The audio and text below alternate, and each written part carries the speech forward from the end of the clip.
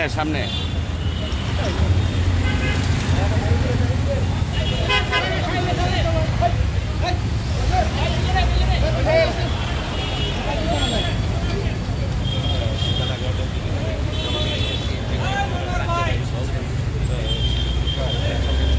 যথারীতিভাবে police কর্তৃপক্ষকে আমরা চিঠি দিয়ে সেটা জানাই এবং সেটার ভিত্তিতেই তারা আমাদের সাথে কথা বলতে চায়। আজকে 11টার সময় আমাদের সাথে কথা বলতে চায়। সেই কথা বলার জন্যই আমার সাথে আমাদের বিএনপির প্রচার সম্পাদক সাবেক সংসদ সদস্য শহীদুদ্দিন চৌধুরী এনি এবং আমার সাথে আমাদের ঢাকা মহানগর দক্ষিণের সদস্য সচিব রফিকুল আলম মজনু আমার সাথে আছেন। আমরা কথা বলেছি ওনাদের সাথে এবং আমরা কী প্রোগ্রাম করতে চাই সেটা তাদের সাথে আলোচনা হয়েছে এবং তারা আজকে বিকালের মধ্যে আমাদেরকে দেখা করলেন 10 তারিখে সমাবেশ অবগত করতে গেছিলেন সহযোগিতা করবে কিনা সামনে নিয়ে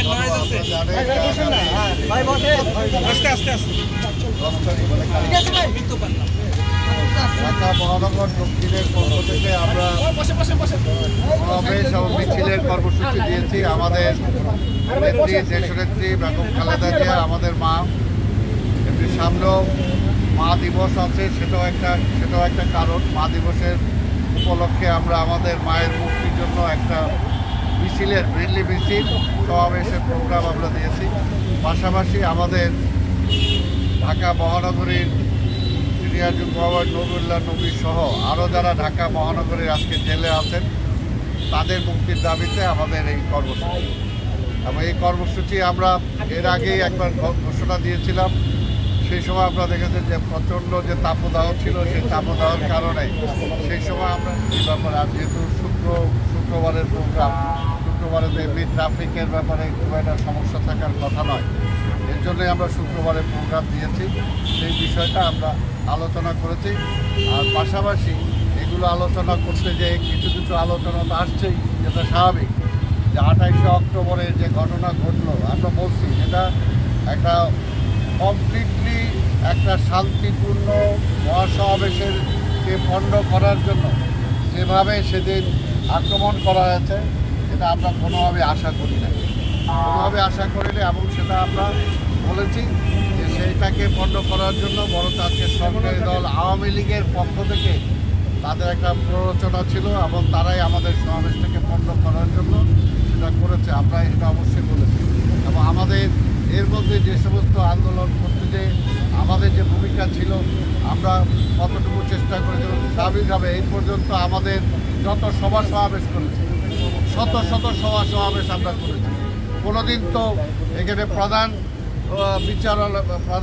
বাংলাদেশের প্রধান বিচারপতির এখানে বাসভবন আছে, কোনোদিন তো আমরা পার্ক পার হয়ে পার্কে চলে গেছে আমাদের লোকজন, কখনো তো এরকম ঘটনা ঘটে নাই। কাজে আমাদের পক্ষ থেকে এই ধরনের কোনো ঘটনা ঘটে নাই, এটা উদ্দেশ্য প্রণোদিতভাবে করা হয়েছে। পাশাপাশি পুলিশ হসপিটালে, এটা একটা হসপিটাল, তো সেইখানে তো কোনোদিন আমাদের পক্ষ থেকে এত মিছিল আমরা করি, কোনোদিন তো ঘুরেও আমরা তাকাই নাই। এটা কাজে আমরা বলছি যে এগুলো ষড়যন্ত্রভাবে এগুলো করা হয়েছে, বিএনপি এগুলোর সাথে কোনোটাই ইনভলভ না।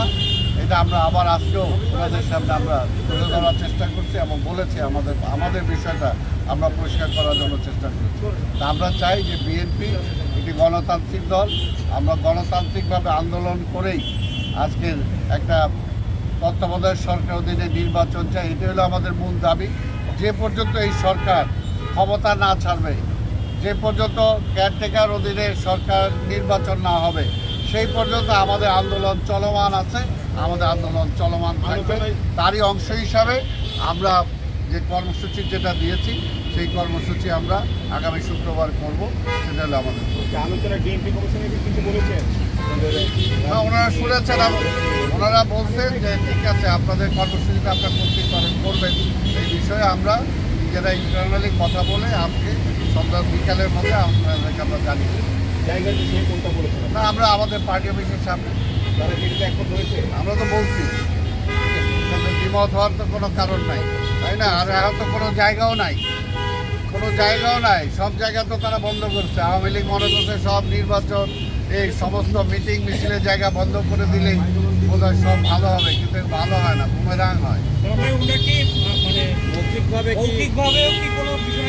না বললো তো তাদের পজিটিভ, বললো যে আমাদের দিক থেকে কোনো সমস্যা নাই, তবে আমরা আলোচনা করে বিকালে আমরা জানিয়ে দেবো। তাদের দিক থেকে সমস্যা নাই, তারা বলছে আমরা পজিটিভ।